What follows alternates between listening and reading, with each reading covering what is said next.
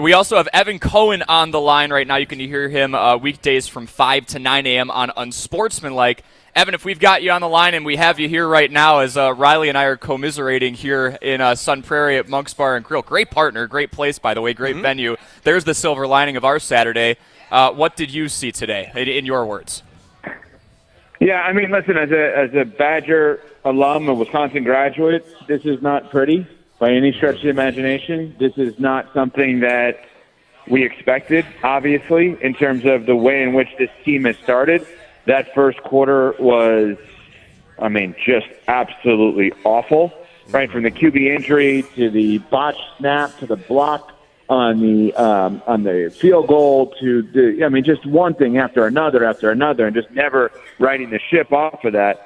And you look at what's going on right now, and yeah, I mean, listen, they've lost 2 games in a row. Right now, you cannot project a win against Michigan. It's tough to project a win against Iowa. You're certainly not going to project a win against Ohio State or Oregon. I mean, there's not a lot of wins to be had over the next few weeks, and I'm not going to join you guys and say, you know what, I want the coach fired, but I'm also not going to sit there and say that those fans that were leaving Camp Randall today, and I was there a couple of weeks ago for the Middle Tennessee State game, and it was still the best atmosphere in all of college football. But for the fans to be out there and say, fire Fickell, I'm not doing that. I'm also not going to say that they're wrong to have that take based on their frustrations today, guys. So, Evan, where is it fair to point the finger, right? Because the Alabama loss, the people who were saying fire Fickell after that, I just look the other way. I'm like, there's a clear talent gap there, whether you have an opinion on scouting or NIL or what have you, so be it, right? But after a loss like this I look up and down Maryland's roster, I look up and down Wisconsin's roster against a team that doesn't have as much talent and just got a rare road win in the Big Ten, and you just mentioned some of the mistakes that have been accumulating. I feel like good teams with good coaches bounce back from adversity. With Wisconsin, it just mounts. Is it at least fair to draw the line there and point the finger at leadership when you have 3rd and 30 and a blocked punt and a blocked field goal and bad snaps?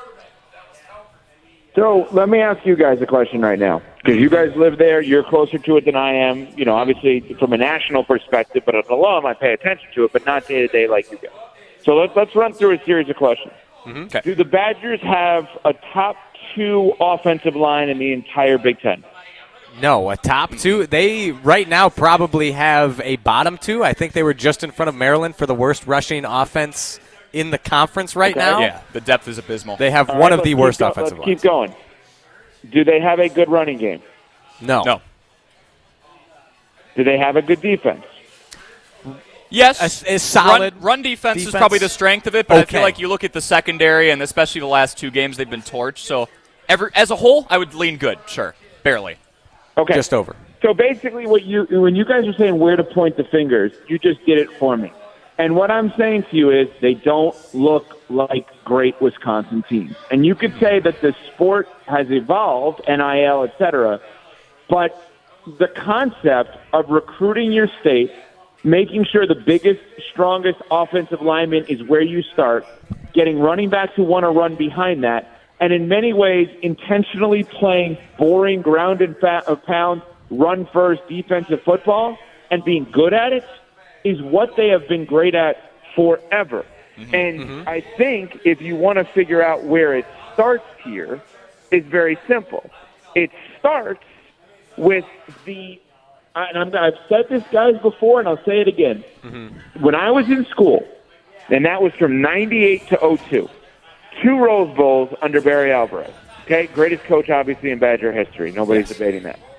And when we were in the Rose Bowl, and we had this goal every year, Coach Alvarez said to get to the Rose Bowl, and I remember at that time sitting back and saying, well, why not dream of the national championship? And Barry Alvarez realized in 98, 99, and 2000 what people in 2025 are realizing now. And that is Wisconsin cannot, under any circumstance, play for a national championship. What I just said is not meant to be insulting. What I just said is meant to set a reality. And I think what Chris McIntosh and Luke Fickell did was say, well, wait a minute. Look at the Badgers for the last 25 years, growing and growing and growing. Let's give it a shot. Let's come up with this new innovative offense. Let's bring in offensive coordinators. Let's bring in skill position players who, maybe could help potentially win a national championship. And the reality is, the whole time they should have just been playing for the Big Ten, right? Mm-hmm. Because that, and by the way, that could lead you to a championship now. Exactly. But I'm saying conceptually, right?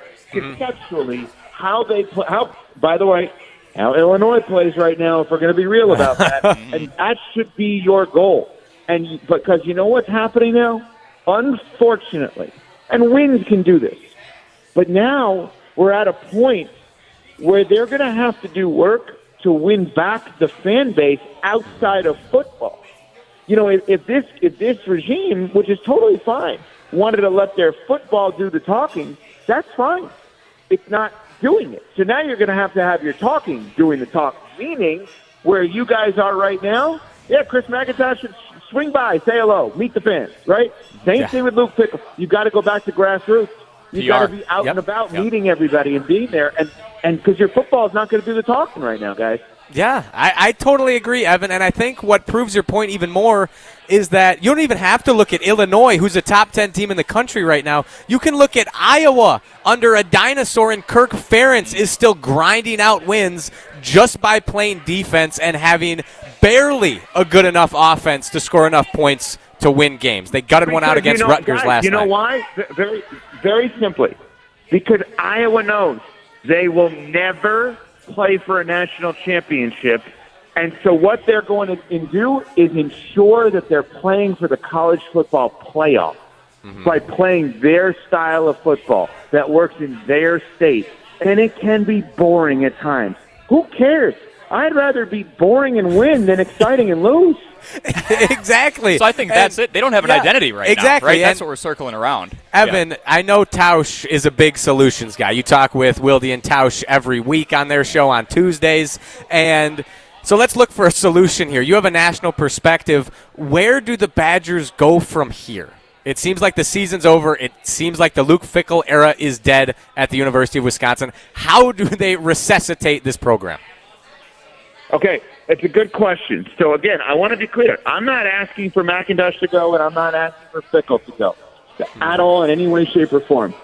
The easiest way to resuscitate the program, as you just asked, is to make friends with everyone. I know that sounds utterly ridiculous. Here's the thing. If Luke Fickell called you guys tonight and explained what's going on, I guarantee, just by nature of the beast, you're going to sit back and say, all right, let me see. I'm not going to rip him. He made sense in what he was saying there. Yep. I think they got to treat this now almost like a restart of the program. You got to restart this. Think about, guys, what happens when a new coach takes over in any sport anywhere. What she or he does is immediately meet everyone in town, meet all the important people in town, meet all the people that have no importance. And I don't mean people aren't important. I'm saying to the program, right? Just build your cheerleaders. Build all of the people that are going to be cheerleaders for you, and that they can say, I met Coach Fickell. What a great guy. And they don't have to donate $1 to the program. When I'm saying these important versus unimportant, I'm saying the donors really is what I mean. Yeah. But it's not important versus unimportant. It's those spending money in the program and those not. Spread the word of the greatness of this program. That's what you have to do, because you can't snap your fingers and all of a sudden say, oh, no, Luke Fickell's a 50-year Wisconsin guy like Lance Leipold or Jim Leonard or somebody like that, or Jason. You can't do that. That doesn't happen overnight. So you've got to make yourselves, and I know Mac is, but Coach Fickell, you're not going to fix the football this year. Make yourself a Wisconsin guy. That's what I'm telling you. Go call Brooks Bollinger. Go call Jauch. Go call J.J. Watt and Joe Thomas and Russell Wilson, and have some of these people rally for you based on understanding what you're doing better. And then you get more time inevitably as a result, because you have more people understanding the process. It can't just be, we're going to let Saturdays do our talking. No, they tried that. It didn't work. Now you actually have to talk in order to give yourself more time. Yeah, I totally agree, Evan. That would be fantastic. I'd love if Luke Fickell called into our post-game show right now and explained himself. But where we're at right now, I don't think he's going to do that. It seems like we are too far gone and past the point of no return. I think it's over. You think it's over like when? What do you mean you think it's over? As in that Wisconsin will not get back to winning football under Luke Fickell, and that ultimately we are just buying time until he is fired. And then what is your solution? My solution? That's also a great question. I think I threw this out to Jim Rutledge, who is just on right now, which is a terrible solution, but you hope that Clemson continues to lose. Dabo Swinney, he may not be the best coach in modern era, but at least he has an identity. Why not? No, thank you. Not a fan of Dabo. So we're living in a hypothetical world right now. I'm not. Again, I want to reiterate for the 1,000th time. I'm not trying to fire Luke Fickell. That's not what I'm doing. I'm giving suggestions. And I know you guys are not saying that. I'm just saying for anybody tuning in right now. Yeah. So here's why I don't want Dabo. Dabo does what Fickell does, but significantly better. And what I'm saying to you is I don't believe that can be done at Wisconsin. Okay. So the way in which Dabo would run a program, Trevor Lawrence is not coming to Wisconsin. The college football version on field, we don't want the off field, but the college football version of Deshaun Watson not coming to Wisconsin, right? DeAndre Hopkins not coming to Wisconsin. C.J. Spiller back in the day not coming to Wisconsin. There's just not happening. And I wish that was incorrect because it's the greatest school in America, but it's just not happening. I want someone who understands, how do I get Joe Thomas at every position? How do I get Mark Tauscher to back up at every position? How do I get J.J. Watt from Central Michigan to join this team? How do I get, back in my day, not to sound old, but Donnell Thompson as a middle linebacker? How do I find Ron Dane and Eddie Faulkner and these guys? How do I find that? I need a coach who understands what we are, and it doesn't mean that that coach is a Wisconsin guy necessarily. It just means that the coach, in this hypothetical world, again, I'm not trying to fire Fickell, but in this hypothetical world that you're bringing up, it's the coach that understands this is not going to be a national championship program, ever. It needs to be a playoff program. And so trying to win a title, that's what Dabo's going to do. We will fail trying to win a title. We will succeed trying to make the playoff. Evan, last one here for you. Fans everywhere, even in our Carbless Talk and text line right now, have been begging for weeks for a resurgence of the run game and a return to the true Wisconsin identity, get those big, bad offensive linemen, the guys in the trenches, and be able to run the ball down a team's throat for 5-6 yards a carry. When is the soonest that we can see the return to that? Because right now, Jim Rutledge said it in the pregame show as well when he called in, this team does not have an identity.